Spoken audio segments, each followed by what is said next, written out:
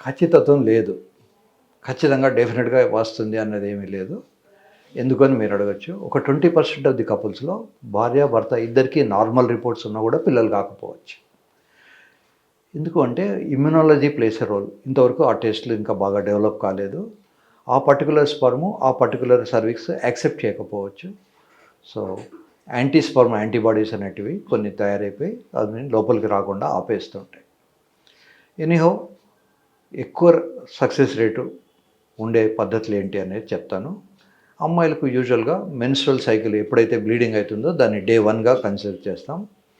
యూజువల్గా డే 2 నాడు వెళ్ళి మీరు దగ్గరలో ఉన్నటువంటి డాక్టర్ గారిని కలిస్తే వారు హార్మోనల్ ఇవాల్యుయేషన్ చేస్తారు. ఎస్ట్రోజన్ ఎంత ఉంది, ప్రొజెస్టెరాన్ ఎంత ఉంది, మిగతా హార్మోన్లు ఎలా ఉన్నాయి, ప్రొలాక్టిన్ ఎలా ఉంది అనేది వారు చూసుకుంటారు.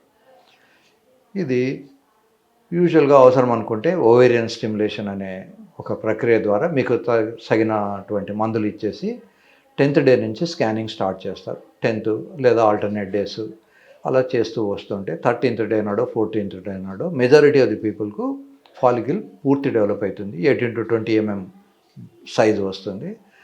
At the same time endometrium కూడా మినిమం 8 millimeters వచ్చినప్పుడే ఆ ప్రెగ్నెన్సీ నిలుస్తుంది.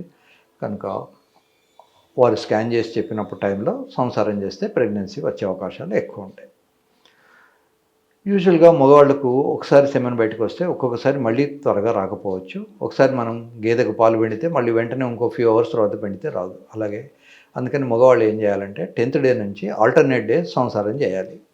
ఎనీహౌ సెమెన్ కనుక అమ్మాయి వేదనలో పడితే 24 hours బతికుంటుంది కనుక ఏదో ఒక టైంలో ఆ ఊసైట్కు ఈ స్పర్మ్ కలిసే అవకాశం ఉంటుంది. కనుక మగవాళ్ళేమో 10th డే నుంచి 17th డే వరకు ఆల్టర్నేట్ డే సెక్స్ చేయాలి. మిగతా టైంలో కూడా మీరు చేయొచ్చు, అది మీ ఎంజాయ్మెంట్ కోసం. పిల్లల కోసం అయితే 10th డే నుంచి 17th day alternate day sex. ఆ ఆల్టర్నేట్ డే సెక్స్ చేస్తున్న టైంలో ఆ వారం రోజులు కూడా సాధ్యమైనంత వరకు వేడి నీళ్ళతో స్నానం చేయకుండా ఉండడము, కొంచెం లూజ్ బట్టలు వేసుకోవడం, రెగ్యులర్గా ఎక్సర్సైజ్ చేయడం, హెవీగా తినకపోవడం, ఇవన్నీ చేసుకోవాలి. ఇదంతా ఒక సెటప్. అటువంటప్పటికి కూడా ఒకవేళ ప్రెగ్నెన్సీ రాలేదు అనుకోండి, అప్పుడు మీ సెమన్నే డాక్టర్ గారు, లేడీ డాక్టర్స్ యూజువల్గా కలెక్ట్ చేసి దాంట్లో డెడ్ స్పర్మ్స్, పస్ సెల్స్ వీటన్నిటిని కూడా సెంట్రిఫ్యూజ్ అనే మెకానిజంలో సెపరేట్ చేసి దాన్ని సెమన్ ప్రిపరేషన్ అంటారు. సో మనం పొలంలో వ్యవసాయం చేసినప్పుడు మంచి విత్తనాలే పెడతాం. వచ్చిన పంట వచ్చినట్టు మళ్ళీ నెక్స్ట్ పంట కోసమని విత్తనాలుగా వాడాం. పెద్ద విత్తనాలు వేరిస్తాం, జల్లెడ పట్టిస్తాం. సో అలాగే ఈ సెమన్లో కూడా చెడ్డవి అన్నీ, పనికిరానివి, తల లేనివి, కాళ్ళు లేనివి, చేతులు లేనివి, ఇలాంటి తోకలు లేనివి, ఇలాంటివి ఎన్నో ఉంటాయి. వాటిని అన్నింటినీ సెపరేట్ చేసేసి హెల్దీగా ఉన్న స్పర్మ్స్ తీసుకొని వాళ్ళు IUI అనే ప్రక్రియ ద్వారా ఇంట్రా యూటరైన్ ఇన్సెమినేషన్ యూట్రస్ లోపల వేస్తారు సిరింజ్ ద్వారా. మీరు సంసారం చేసినప్పుడు యూట్రస్ ముఖద్వారం సర్విక్స్ అంటాం, అక్కడ దాకా వెళ్ళి ఆగిపోతుంది. సో ఈ సర్విక్స్ దగ్గర ఒక్కొక్కసారి యాంటీస్పర్మ్ యాంటీబాడీస్ ఉండడం వల్ల కానీ, కొన్ని ఇతర కారణాల వల్ల కానీ ఆ స్పర్మ్ లోపలికి వెళ్లకుండా ఉండొచ్చు. కనుక స్పర్మ్ లోపల వేసినప్పుడు ప్రెగ్నెన్సీ రేటు పెరుగుతుంది. ఈ IUI ఎన్నిసార్లు చేయాలి? 2-3 సార్ల కన్నా ఎక్కువ చేయడానికి లేదు. 2-3 సార్లలో కనుక మీకు అనుకున్న రిజల్ట్ రాకపోతే మీ డాక్టర్ గారు IVF మీకు సజెస్ట్ చేస్తారు. ఈ ఇన్విట్రో ఫర్టిలైజేషన్ అంటారు.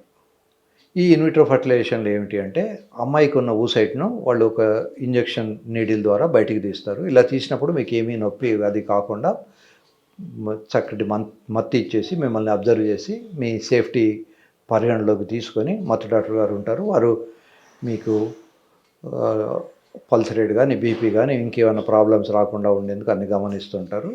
అలా ఊసైట్ను బయటికి నీడిల్ ద్వారా తీస్తాం. రేర్గా ఈ ఊసైట్ తీసేటప్పుడు ఒక్కొక్కసారి దగ్గరలో ఉన్నటువంటి రక్తనాళాలు డ్యామేజ్ అవుతాయి. అలా అయినప్పుడు వెంటనే మీ లేడీ డాక్టర్ గారు అబ్డోమెన్ ఓపెన్ చేసి ఆ రక్తనాళాన్ని కుట్లేసి ఆపేస్తారు. సో ఈ బయటకు వచ్చిన ఊసైట్ను ఆల్రెడీ స్పర్మ్స్ బయటే ఉంటాయి కనుక రెండింటిని పక్కన ఒక పెట్రీ డిష్లో వేసి మళ్ళీ ఇంక్యుబేటర్ అనే ఒక ఫ్రిడ్జ్ లాంటి మెకానిజం ఉంటుంది, దాంట్లో పెడతారు. అలా పెట్టినప్పుడు ఈ స్పర్మ్ ఆ ఊసైటు రెండు కలిసి ఎంబ్రియో తయారవుతాయి. యూజువల్గా ఆఫ్టర్ 48 hours కానీ, ఆఫ్టర్ 5th డే కానీ వాళ్ళ ప్రోటోకాల్ ప్రకారం దాన్ని బయటికి తీసేసి దాన్ని ఎంబ్రియో అంటారు. ఈ ఎంబ్రియో ట్రాన్స్ఫర్ చేస్తారు. ట్రాన్స్ఫర్ చేసినప్పుడు అండర్ విజన్ స్కాన్ చేస్తూ మీకు మత్తి ఇచ్చేసి యూట్రస్లో పర్టికులర్ పోర్షన్లో మాత్రమే దాన్ని డిపాజిట్ చేస్తారు. యూజువల్గా 2 ఎంబ్రియోలను ఒకటేసారి డిపాజిట్ చేస్తారు. ఒక ఎంబ్రియో కాకపోతే ఇంకో ఎంబ్రియో అయినా కూడా పట్టుకుంటుంది అని. అప్పటికీ ఒకవేళ ప్రెగ్నెన్సీ రాకపోతే ఇక్సీ అని ఒక పద్ధతి ఉంటుంది. ఇది ఇంట్రా సైటోప్లాస్మిక్ స్పర్మ్ ఇంజెక్షన్. స్పర్మ్ను ఇక్సీ మెషిన్లో గమనించేసి దాన్ని కదలకుండా ఉండేందుకోసం దాని తోకను కట్ చేసి ఒక మైక్రో పిపెట్ అనే ఒక చిన్నపాటి సిరింజ్లోకి దాన్ని తీసుకొని ఈ ఊసైట్కు పైన ఒక లేయర్ ఉంటుంది, పైన ఒక వాల్ లైక్ స్ట్రక్చర్ ఉంటుంది. దాన్ని చిన్నగా డ్యామేజ్ చేసి దాని లోపలికి ఈ జెనెటిక్ మెటీరియల్ ఈ స్పర్మ్ మొత్తాన్ని ఇంజెక్ట్ చేస్తారు. ఇప్పుడు మామిడి పండు తీసుకుంటే మామిడి పండు బయట ఉన్న భాగంలోంచి చెట్టు రాదు. మనం తినే పండు రసం ఉన్న పోర్షన్ నుంచి చెట్టు రాదు. ఆ గట్టి టెంకలో కూడా చెట్టు రాదు. టెంక లోపల జీడి అని ఉంటుంది. ఆ జీడి నుంచి వస్తుంది.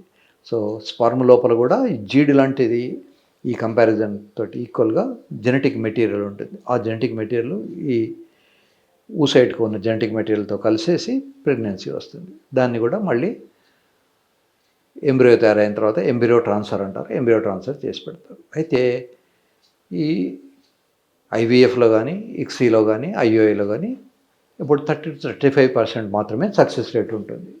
సో 100% రిజల్ట్స్ ఉండవు. డబ్బులు ఎక్కువ పెట్టినంత మాత్రాన రిజల్ట్స్ రావాలని ఏం లేదు. సో ఇవన్నీ కూడా ఇంకా ఇవాల్వింగ్ స్టేజెస్లోనే ఉన్నాయి. బట్ చాలామంది కన్సీవ్ అయిన వాళ్ళు ఉన్నారు.